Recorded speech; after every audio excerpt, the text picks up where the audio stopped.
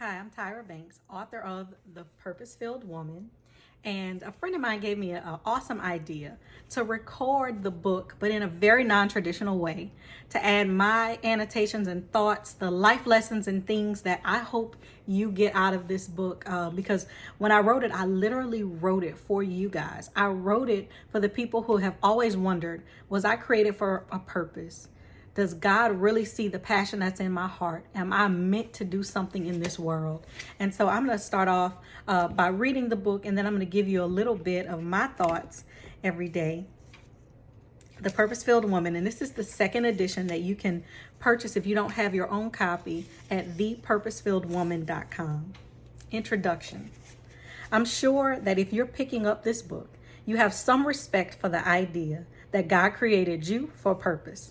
We've all met the woman with a great body, loving family, organized home, prosperous career, and perpetual smile on her face. Sometimes we think to ourselves, oh, she's just lucky, or she made the right decisions when she was young. But those statements are far from the truth. Many people tell me that I seem to prosper at everything that I do, and that even several things on my plate, I make juggling look easy. Not true, y'all. The truth is, I, like the woman in the example, tapped into my purpose, and I'm reaping the rewards of trusting God.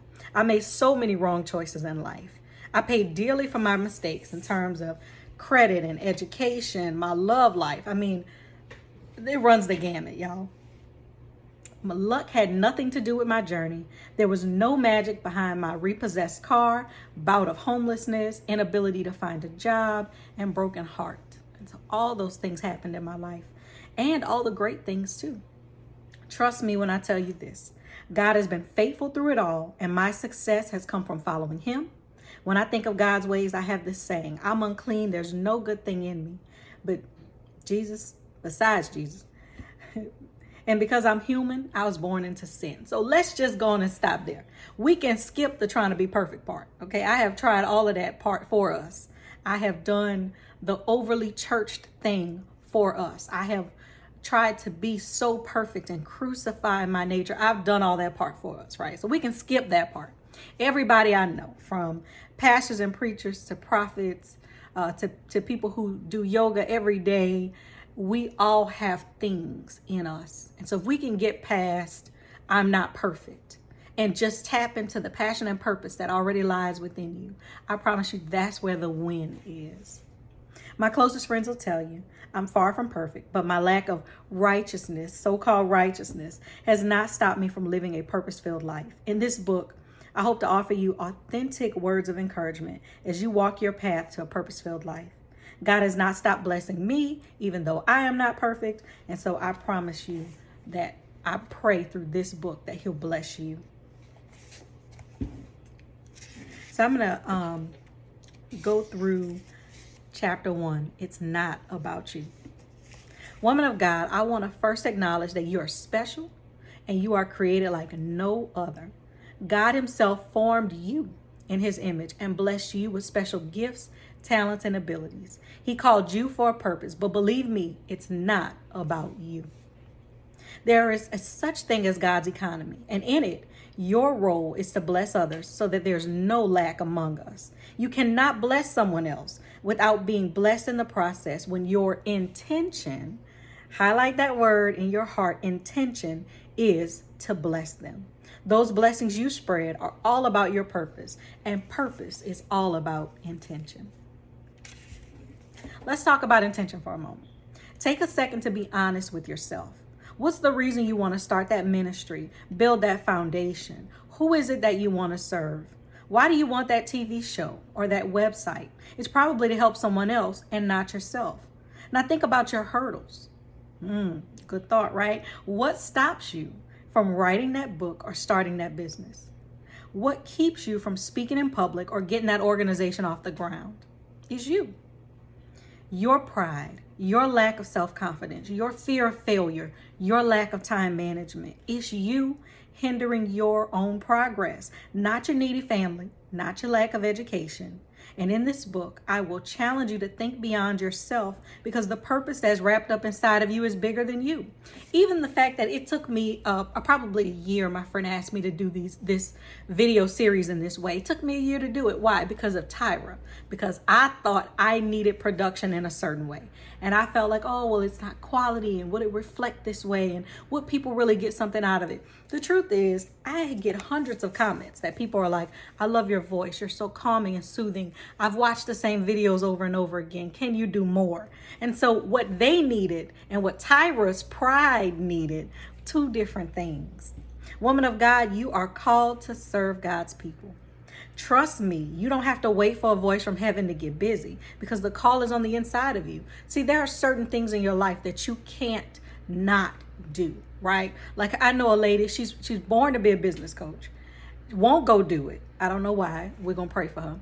But she has the best ideas. She knows branding like the back of her hand. She can recognize trends and patterns in the community. At the end of the day, she should go follow that calling. You know what she says? Well, I need a class. I probably need a certification. You don't need any of that. Everything that's already in your heart, you want to help these businesses, right? It's not even her selfish gain. It's not even her pride. It's not that she thinks she knows everything. Guess what? It comes very naturally to her. It's a gift. And gifts will make room for you. You don't need to go get educated to have a gift. Nobody has to knock on your door and tell you it's your time, right? The reason that you care about the animals or the troubled teens that seem to follow you, those things have nothing to do with you. They have nothing to do with your ego. The fear that binds you seems small when compared to the potential impact that you will have, because we all know that you're going to be good at what you do.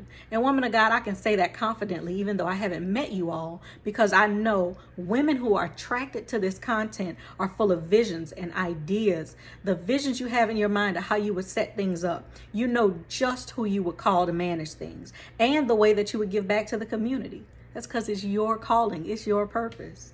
Those thoughts are coming up from your spirit. Like hot lava from a volcano, they come up and you can't ignore them. And that's how you know they're calling you. They're clear and forceful, no matter what excuse you use to push them back down. And that's often what we do.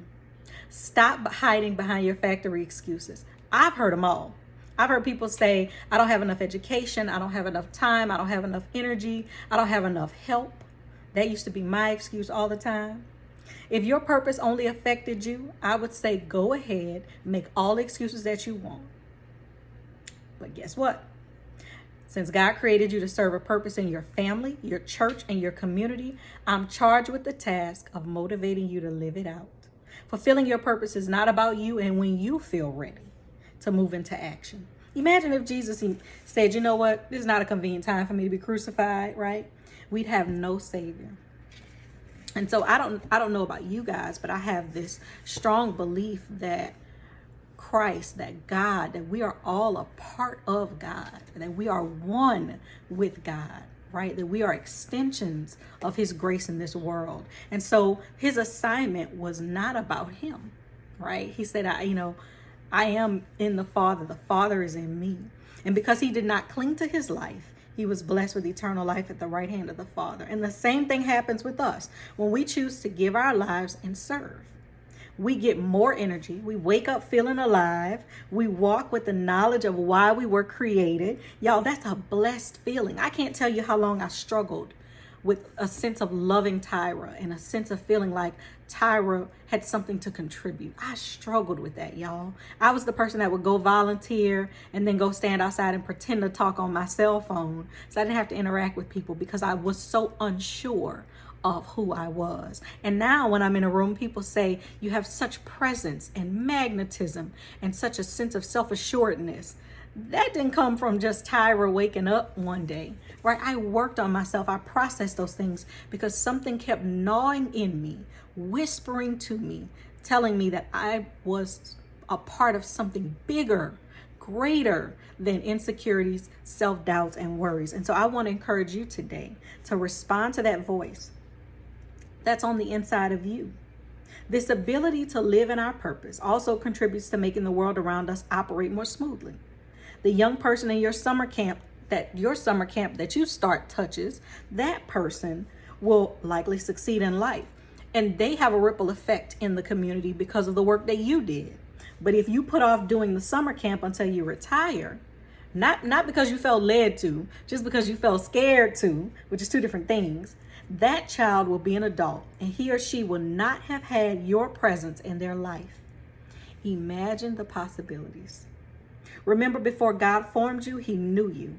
He knew where he would plant you, what obstacles you would face, and what talents he would bestow upon you. Your life was created on purpose, and you have been tasked to live in purpose. In purpose, there is safety because you are in the divine will of God. Remember Job, even his adversity was orchestrated by God, and because he was in God's perfect will, he didn't die and was blessed after his troubles. And so I often think about the Bible as being examples of how to operate and how to interpret life, the stories that we could tell ourselves in our heads, right? We could go the side of I'm a victim and I'm a failure, or we can go the side of I'll be blessed on the other side of this. And I like to go in that direction. Rick Warren has a famous quote: "You were made by God and for God, and until you understand that, life will never make sense." I read that quote years ago, and it has never left me. Many people think that success came easy to me because I have a degree. I have 2 degrees, and the truth that it took me 8 years to get a 4-year degree, nobody wants to hear that when I remind them of that. Yes, I graduated early from high school, only to take double the time to complete college. When I started Banks Consulting, I didn't even have a degree when I started my business. I was living with my parents and couldn't find a job, y'all. So let's talk about how life is not glamorous. This purpose stuff is not glamorous. I didn't live a charmed life. And one thing that registered to me as I quickly realized that I knew nothing about running a business when I started was the fact that success does not come to the faint of heart. The journey was not all fun, but something kept pulling me. When I worked, my contribution made a difference. The projects that came to me, they seemed to be a perfect fit for my skill set. Almost like the projects were waiting for me to move to Louisiana from Washington, D.C. to work on them. It occurred to me that God sent me all the way to Florida and all the way to D.C. to gain valuable skills. He connected me with mentors, people like Lakedra Robertson, amazing mentor. She was a young woman who invested in me from the first day that she met me. That is purpose. And I was back in my community contributing, bringing all of that value to this place. And so I want you to think about your life. Think about your life experiences, the roads that you went down that you're like, how did I end up working at KFC and not finishing my degree on time? Or how did I end up skipping school? What if getting your degree wasn't the path you were supposed to take in the first place, right? We don't always consider our failures as the road that we needed to take, but they pave our path. And I want to encourage you today, forgive yourself for anything that you didn't accomplish the way you wanted to, and start to honor your journey today, because that's purpose. And no matter how confusing the road gets, you must trust what Rick Warren said. You were created by God and for God. I hope that this series blesses you. I look forward to going over the next chapter with you guys and just pouring out my heart of what I believe will activate us, because that is my goal. I believe if we activate as purpose-filled women in the community, that we are the game changers that our nation needs today. So if you need me, you know you can visit thepurposefilledwoman.com and hit me up there.